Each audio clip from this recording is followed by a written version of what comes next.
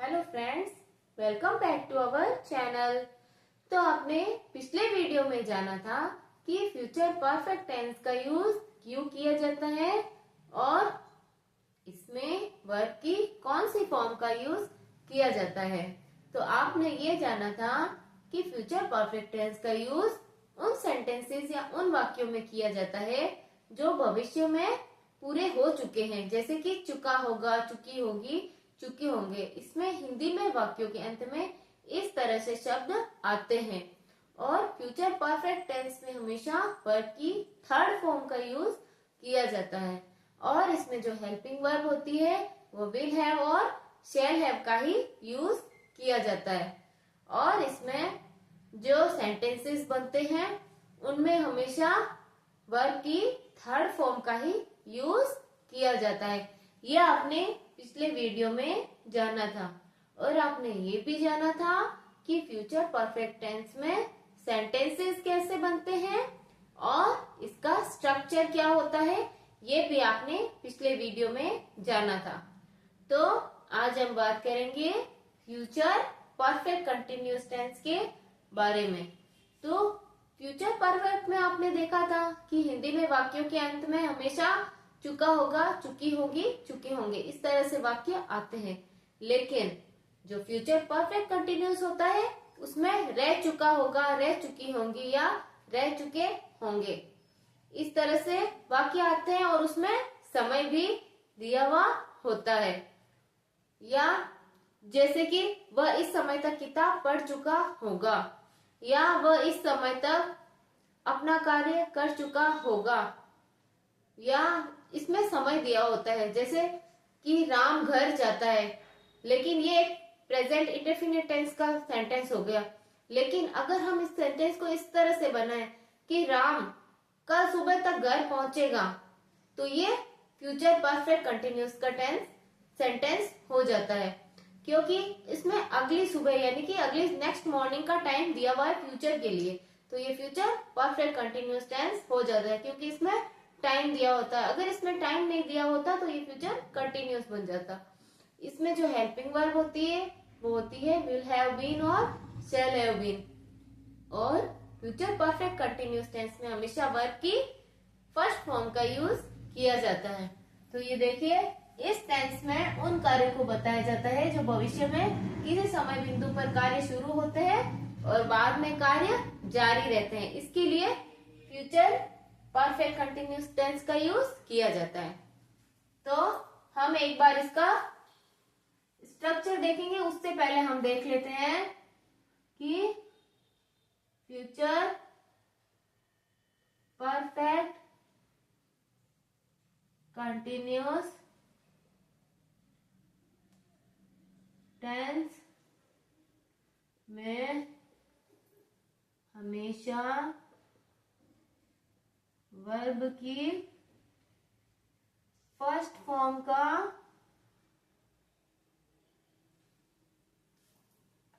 Use किया जाता है और इसमें हेल्पिंग वर्ब होती है वो होती है विल हैव बीन या शैल हैव बीन। और इसमें आईएनजी फॉर्म का यूज किया जाता है। इस टेंस में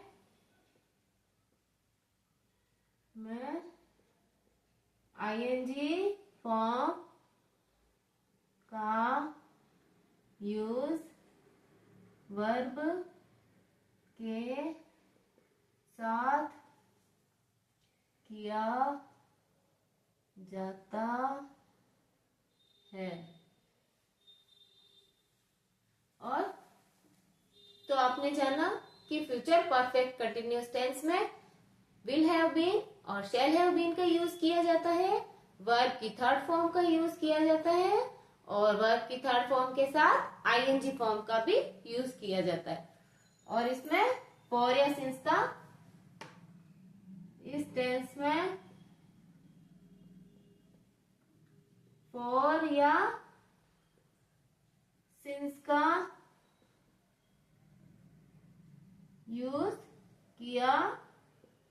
जाता है।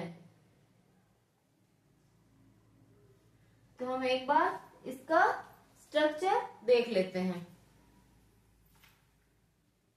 इसका स्ट्रक्चर होगा, वो होगा सब्जेक्ट प्लस विल या shall plus have been plus verb की third form plus ING plus object plus since या फॉर प्लस टाइम। और इसमें इंटेरोगेटिव सेंटेंस का स्ट्रक्चर होगा,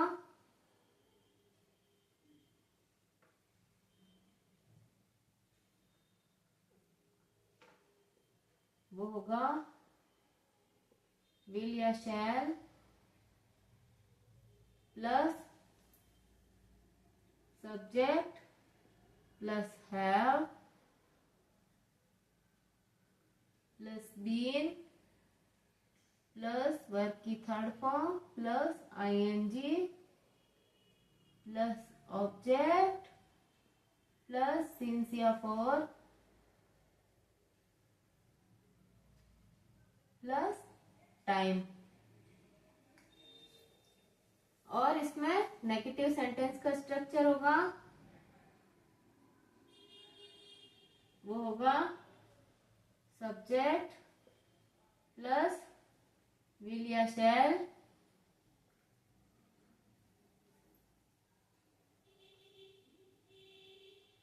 plus not plus have been plus verb की third form plus ING plus object plus since या for plus time. और negative interrogative का होगा,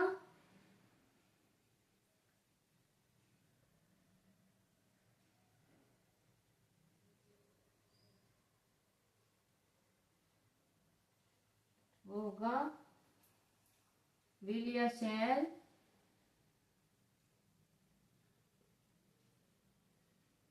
plus subject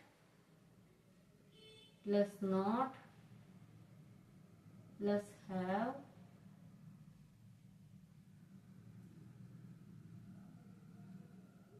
plus been plus verb की third form plus ING plus object plus since या for plus time.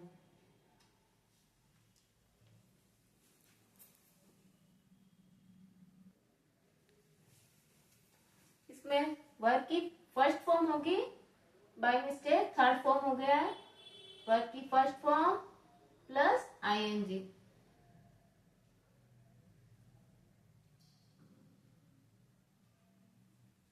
Verb की first form आएगी। इसमें जो फ्यूचर परफेक्ट होता है उसमें थर्ड फॉर्म आती है, फ्यूचर परफेक्ट कंटिन्यूअस में हमेशा वर्ब की फर्स्ट फॉर्म का ही यूज किया जाता है। तो हम एक बार इसका स्ट्रक्चर देख लिया है हमने। जो एसरेटिव सेंटेंस का स्ट्रक्चर होता है वो होता है सब्जेक्ट प्लस विल या shall plus have been plus verb की first form plus ING plus object plus since या फॉर प्लस टाइम। तो हम एक बार इसके सेंटेंसेस भी देख लेते हैं जिससे हमें पता चले कि फ्यूचर परफेक्ट कंटिन्यूअस का यूज कैसे किया जाता है और इसमें सेंटेंस कैसे बनते हैं।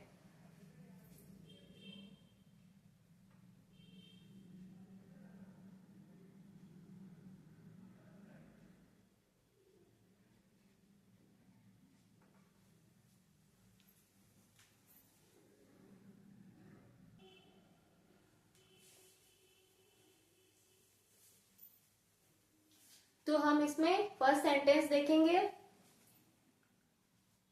She will have been travelling for 10 hours। यानी कि वो 10 घंटे से ट्रेवलिंग कर रही होगी। तो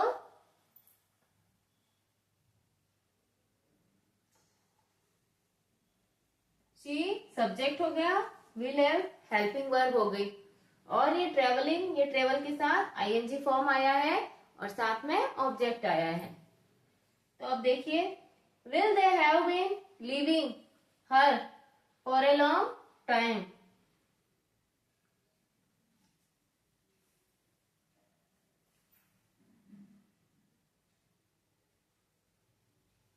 यानी will they have been living here for a long time, यानी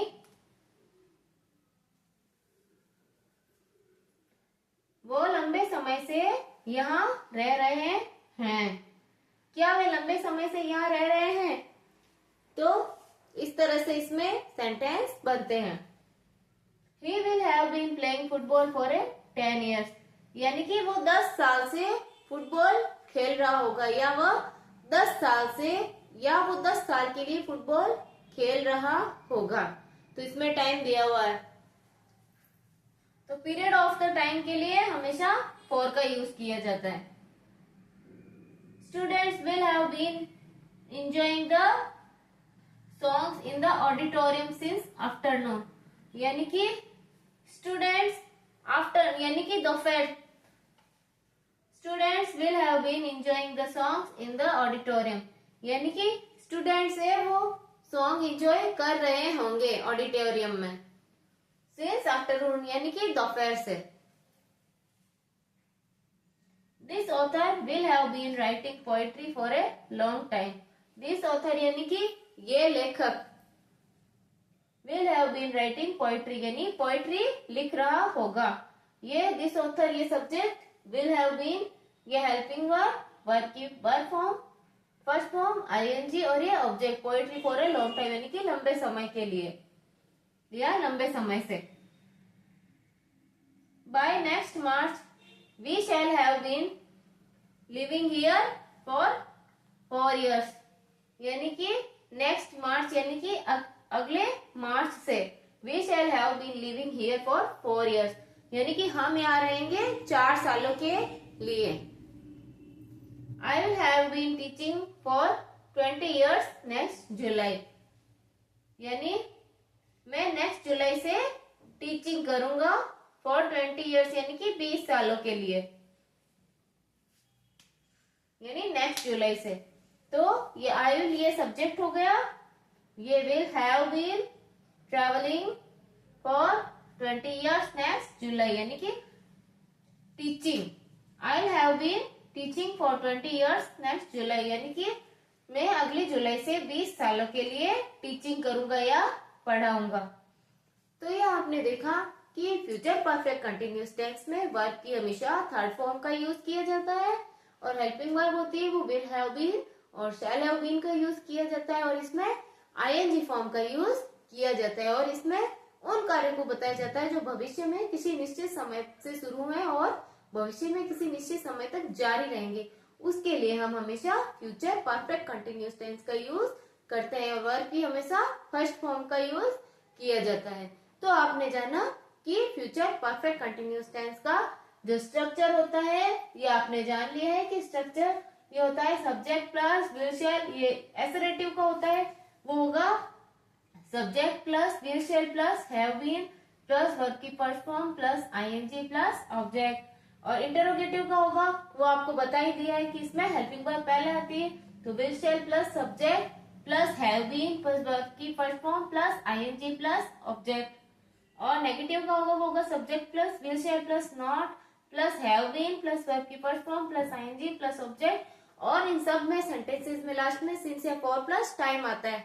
अगर इसमें टाइम नहीं आता है तो ये फ्यूचर कंटिन्यूअस टेंस हो जाता है, और इसमें नेगेटिव इंटरोगेटिव होगा वो होगा will shall plus subject plus not plus have plus been plus verb की first form plus ING plus object. ये हमेशा ध्यान रखना है कि इसमें हमेशा वर्ब की फर्स्ट फॉर्म आती है, तो हेल्पिंग वर्ब होगी वो will have been shall have been होगी, और इस टेंस में हमेशा आईएनजी फॉर्म का यूज किया जाता है, और फॉर या सिंस का यूज किया जाता है, और टाइम का यूज किया जाता है, और इसमें आई और वी के साथ हमेशा विल का यूज किया जाता है। आई के साथ हमेशा इसमें विल ही आएगा। बाय, और इसमें आपने सेंटेंसेस देख लिए हैं, स्ट्रक्चर देख लिए हैं। तो अगले वीडियो में हम एक नए चैप्टर के साथ देखेंगे, लेकिन हम उससे पहले इसमें जो क्वेश्चंस आते हैं वो कैसे आते हैं, किस तरह से एग्जाम में क्वेश्चंस आते हैं, किस तरह से उसमें जो ऑब्जेक्टिव टाइप होते हैं उनमें किस तरह से, इसमें जो ऑप्शंस होते हैं वो कैसे होते हैं, किस तरह से इसमें सेंटेंस होते हैं, ये हम नेक्स्ट वीडियो में देखेंगे। और देखेंगे कि कैसे इसके क्वेश्चंस आते हैं और उन्हें सॉल्व कैसे करते हैं, ये हम नेक्स्ट वीडियो में देखेंगे। तो अगर आपको ये वीडियो पसंद आया है तो चैनल को लाइक करें, फॉलो करें और हमारे चैनल को सब्सक्राइब करें, कमेंट करें।